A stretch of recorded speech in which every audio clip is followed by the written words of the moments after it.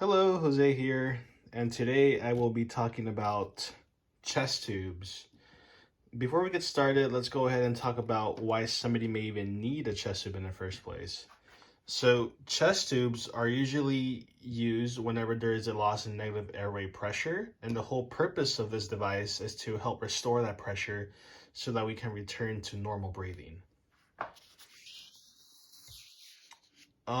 So there are several causes that may lead to that negative airway pressure. Um, and that being like a pneumothorax. So there can be closed and open, and that's basically like a closed one is when air is able to like get into the pleural space but is not able to leave, which leads to like a tension pneumothorax. And then open is basically whenever air is able to come in or like escape, and both of those lead to like a collapsed lung. And as you can see right here in my little collage paper, so you can see that like air enters a pleural space but cannot exit. And so basically that excess air leads to like the increased pressure, which then pushes on the heart and the lungs, which leads to like decreased cardiac output. And eventually the compensating lung would also collapse, and that would be really bad. Moving on, so we have a couple of other causes. So right up here, I just have like a little picture or an image of a pleural effusion. That's basically whenever there's fluid that's inside the pleural space that leads to the collapsed lung. I have a hemothorax, which is basically whenever there's like blunt trauma. It's due to trauma, but this is basically when there is blood in the lung bases. Over here, I just have hydrothorax, and that's just water in the pleural space. And then over here, I have the empyema, and that's when you have like pus in the pleural space. Another indication of why somebody may need a chest tube would be if they had open heart surgery. So they would insert the tube to basically like help drain the blood from the surgery, because I mean it's a bloody procedure, and that's to help prevent tamponade, which, as we know from our last test, also leads to decreased cardiac output. Okay, so that's it for the indications. So now let's talk a little bit more about the chest tube itself. So here you can see my lovely drawing. So let me orient you to this. So the chest tube consists of 3 chambers. So we have our suction control, we have our water seal, and our collection chamber. So the suction control, we fill this up with sterile water. And the purpose of this is to like help regulate like the suction that it's providing.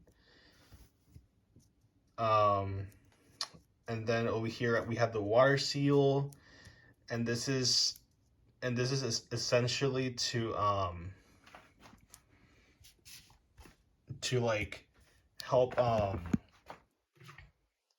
like help drain like the whole system.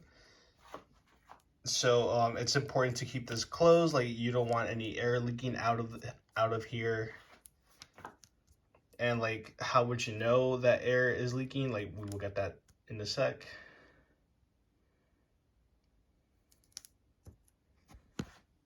Over here, suction control.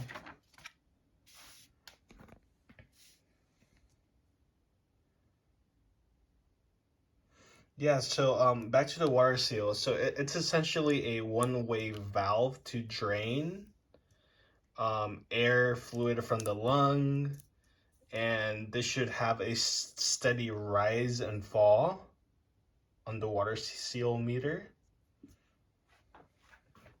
and that'll be indicative that that you're breathing, and that like and that you still need this device. Like for example, if this meter were to like stop tidling, is like the word that we use when this rises and falls. So if it stops tidling, that could mean two things. First, it could mean that one, your lung has fully re-expanded and there's no need for the tube anymore. And the other reason could be that there is some sort of blockage somewhere in the system and we should investigate. And then moving on over here, we have our collection chamber, and we measure this in mLs. So for example, if we know that somebody has a hemothorax, meaning that there's blood in the pleural space, we would expect blood to be draining. If somebody had a pneumothorax, like just air, we wouldn't necessarily expect any drainage right here. We would just have to be very mindful of these two chambers, the suction control and the water seal. So in the suction control, you want to see like gentle bubbling at all times. And that just tells you that the suction is working properly as it should. And here's the suction port that would be connected to the vacuum and to the wall. Yeah, so you want gentle bubbles. You do not want nothing too like severe or like rapid. Then over here in the water seal, so you want the tiling going up and down in the water seal, but then in the air leak meter, we do not want to see bubbling as well. Intermittent bubbling is okay, but not continuous, because that will be indicative of an air leak. Okay. And then again, to reiterate, like the collection chamber, like make sure like why the patient has the chest tube in the first place. So yeah, and that will help you identify like what type of drainage to look out for, and like what's normal and abnormal. And then if I haven't mentioned already, this is the port that will be connected directly to the patient, to their the actual chest tube. And then here I just put like the little floor stand, which is something that we use to make sure that this device is upright. Okay, so moving on. So let's talk a little bit about the nursing care.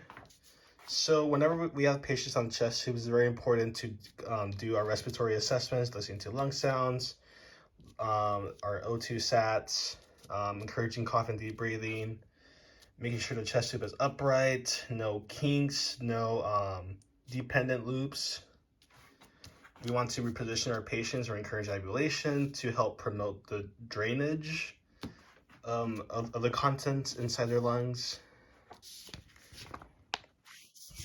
And then as far as complications, we'll so like say the patient pulled out the chest tube, we would want to cover the hole of the incision site with some sort of occlusive dressing, like petroleum gauze, for example, and we want to make sure that it's taped on 3 sides. We wouldn't want to do 4 because that would increase, that wouldn't let air to escape, and that could lead to tension pneumothorax, and as we know, decreased cardiac output. Say that there's some sort of kink or like blood clot, so like we do not want to like milk or strip the tubing, because that can lead to increased pressure, leading to complications like a pneumothorax.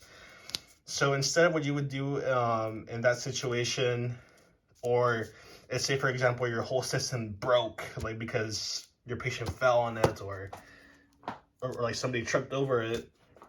So the quickest thing you can do to not let air, like to keep that closed system closed, is to essentially cut the tubing and then reinsert it into sterile water. And this is something these 2 items you should definitely have at bedside in case of emergencies. All right, well, thank you for listening to me talking about chest tubes. I hope you learned something. It'll help reinforce the information that you already know. And well, I'm going to bed now. Good night. Thank you.